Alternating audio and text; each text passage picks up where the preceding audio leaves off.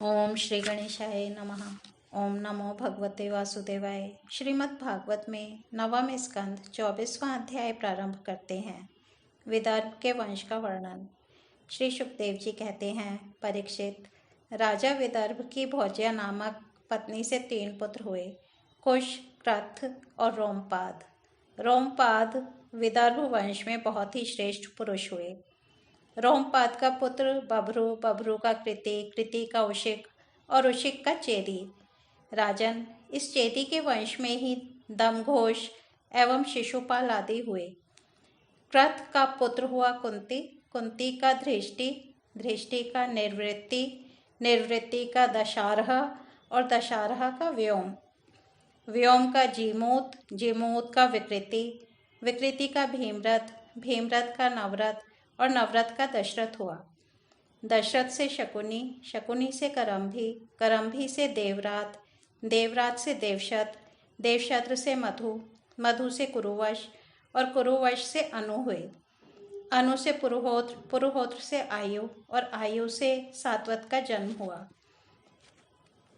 परीक्षित, सात्वत के 7 पुत्र हुए, भजमान, भजी, दिव्य, वृष्णि, देवावृत, अंधक और महाभोज।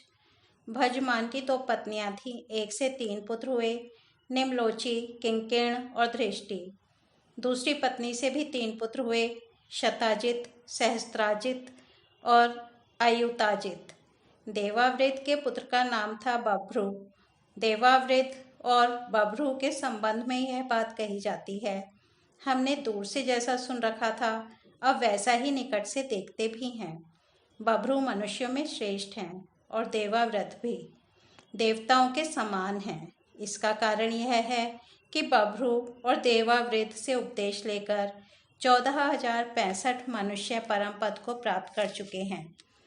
सात्वत के पुत्रों में महाभोज भी बड़ा धर्मात्मा था। उसी के वंश में भोजवंशी यादव हुए।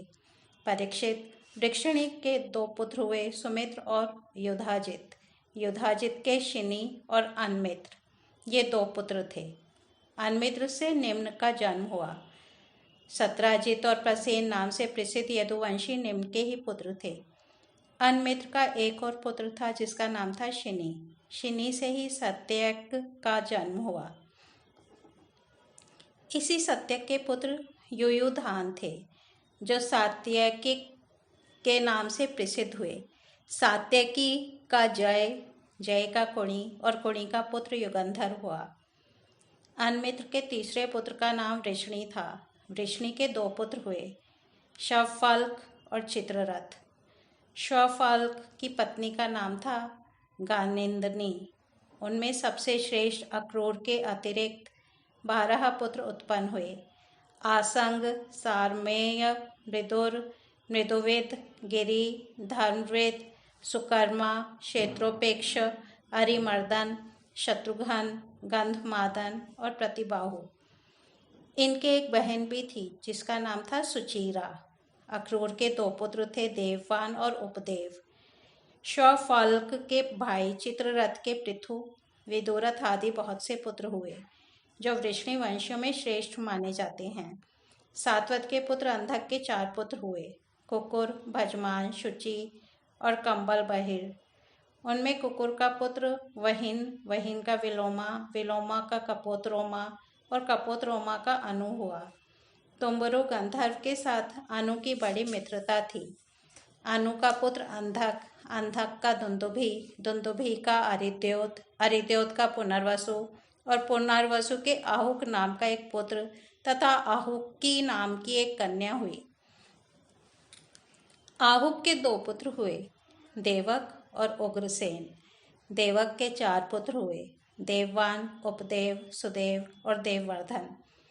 इनकी 7 बहिनें भी थीं, धृतदेवा, शांतिदेवा, उपदेवा, श्रीदेवा, देवरक्षिता, सहदेवा और देवकी। वसुदेव जी ने इन सबके साथ विवाह किया था। उग्रसेन के 9 लड़के थे, कंस, सुनामा, न्यग्रोध, कंक, शंकु, सुहु, राष्ट्रपाल, सृष्टि और तुष्टिमान।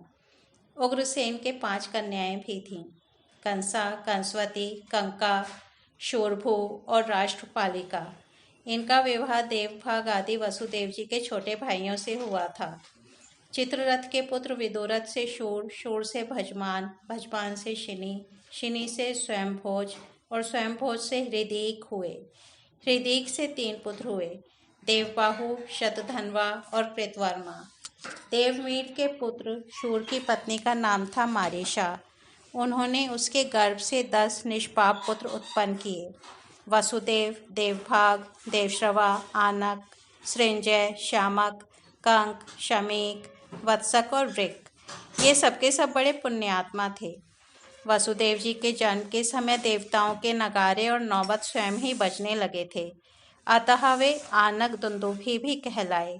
वे ही भगवान श्री कृष्ण के पिता हुए। वसुदेव आदि की 5 बहनें भी थीं, पृथा, कुंती, श्रुतदेवा, श्रुतकीर्ति, श्रुतश्रवा और राजाधि देवी। वसुदेव के पिता शूरसेन के एक मित्र थे कुंती भोज। कुंती भोज के कोई संतान ना थी, इसलिए शूरसेना ने उन्हें पृथा नाम की अपनी सबसे बड़ी कन्या गोद दे दी। पृथा ने दुर्वासा ऋषि को प्रसन्न करके उनसे देवताओं को बुलाने की विद्या सीख ली। एक दिन उस विद्या के प्रभाव की परीक्षा लेने के लिए पृथा ने परम पवित्र भगवान सूर्य का आवाहन किया। उसी समय भगवान सूर्य वहां आ पहुंचे। उन्हें देखकर कुंती का हृदय विस्मय से भर गया। उसने कहा, भगवान, मुझे क्षमा कीजिए, मैंने तो परीक्षा करने के लिए ही इस विद्या का प्रयोग किया था। अब आप पधार सकते हैं। सूर्यदेव ने कहा, देवी, मेरा दर्शन निष्फल नहीं हो सकता, इसलिए हे सुंदरी, अब मैं तुमसे एक पुत्र उत्पन्न करना चाहता हूँ। हाँ, अवश्य ही तुम्हारी योनि दूषित न हो, इसका उपाय मैं कर दूंगा। यह कहकर भगवान सूर्य ने गर्भ स्थापित कर दिया और इसके बाद वे स्वर्ग चले गए। उसी समय उससे एक बड़ा सुंदर एवं तेजस्वी शिशु उत्पन्न हुआ। वह देखने में दूसरे सूर्य के समान जान पड़ता था। पृथा लोक निंदा से डर गई, इसलिए उसने बड़े दुख से उस बालक को नदी के जल में छोड़ दिया। परीक्षित, उसी पृथा का विवाह तुम्हारे परदादा पांडु से हुआ था, जो वास्तव में बड़े सच्चे वीर थे। परीक्षित, पृथा की छोटी बहन श्रुतदेवा का विवाह करुष देश के अधिपति वृद्ध शर्मा से हुआ था। उसके गर्भ से दंतवक्त्र का जन्म हुआ। यह वही दंतवक्त्र है जो पूर्व जन्म में सनकादि ऋषियों के शाप से हिरण्याक्ष हुआ था। केकई देश के राजा धृष्टकेतु ने श्रुतकीर्ति से विवाह किया था।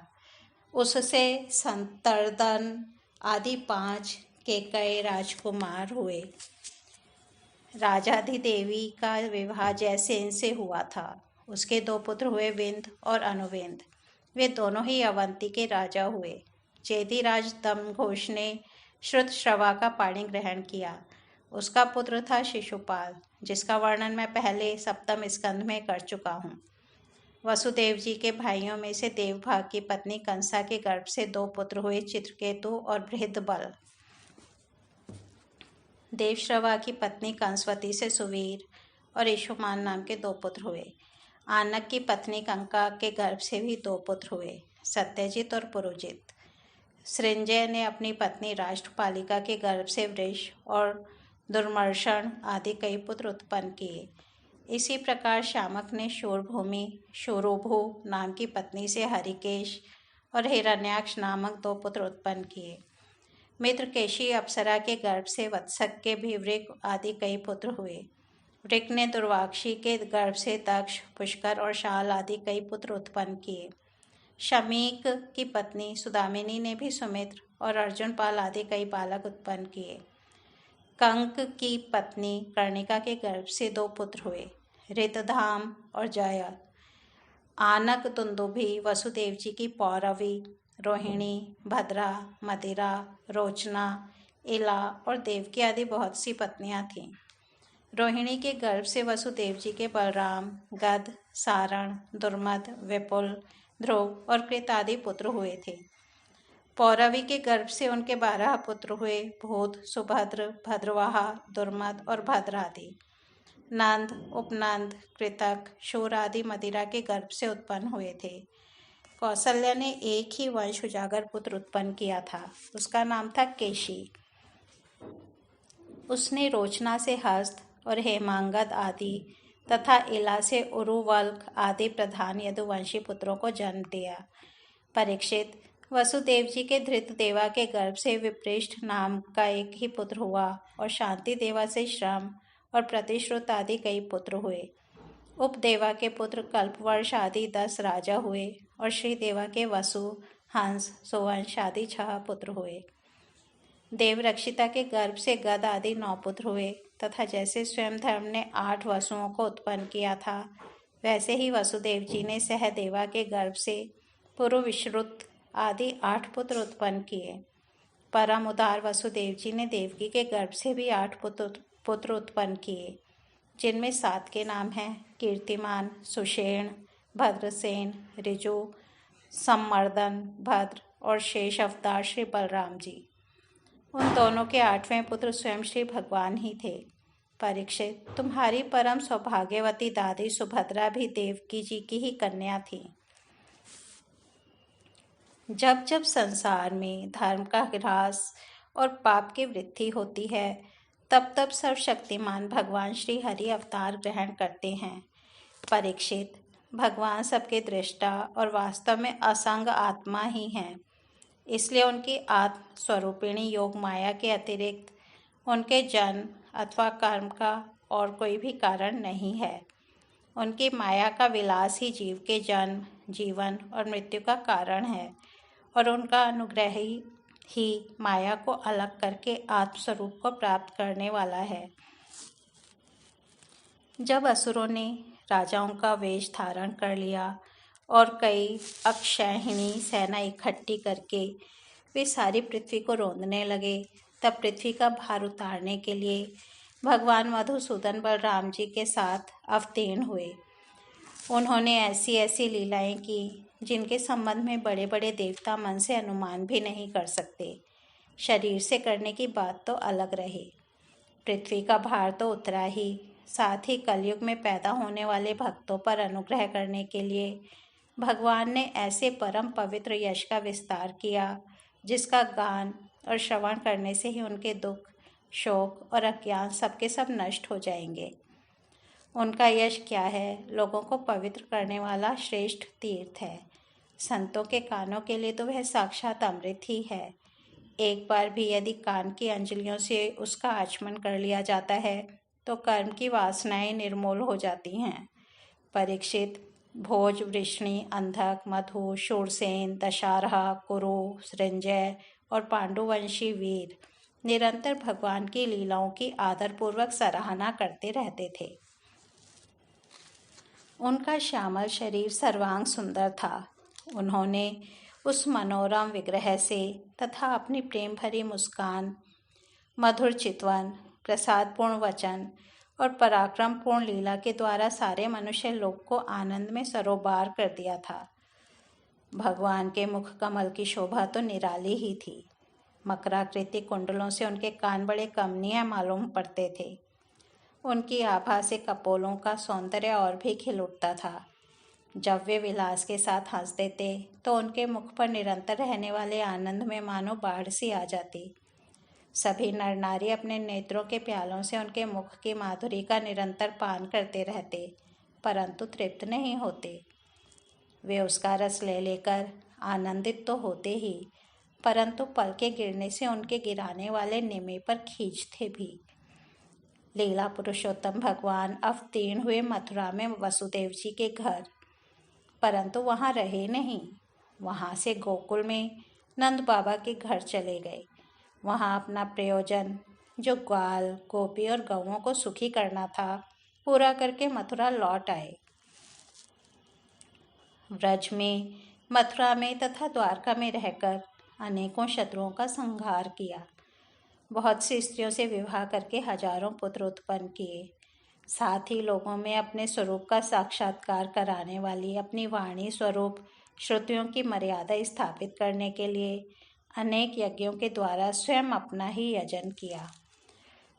कौरव और पांडवों के बीच उत्पन्न हुए आपस के कलह से उन्होंने पृथ्वी का बहुत सा भार हल्का कर दिया तथा युद्ध में अपनी दृष्टि से ही राजाओं की बहुत सी अक्षौहिणियों को ध्वंस करके संसार में अर्जुन की जीत का डंका पिटवा दिया। फिर उद्धव को आत्म तत्व उपदेश किया और इसके बाद वे अपने परम धाम को सिधार गए। इस तरह से श्रीमद् भागवत में 9वां स्कंध समाप्त होता है। कल हम 10वें स्कंध का पहला अध्याय प्रारंभ करेंगे। भगवान के द्वारा पृथ्वी को आश्वासन, वसुदेव देवकी का विवाह और कंस के द्वारा देवकी के 6 पुत्रों की हत्या। तब तक हम यहीं विराम देते हैं। हरिओम तत्सत।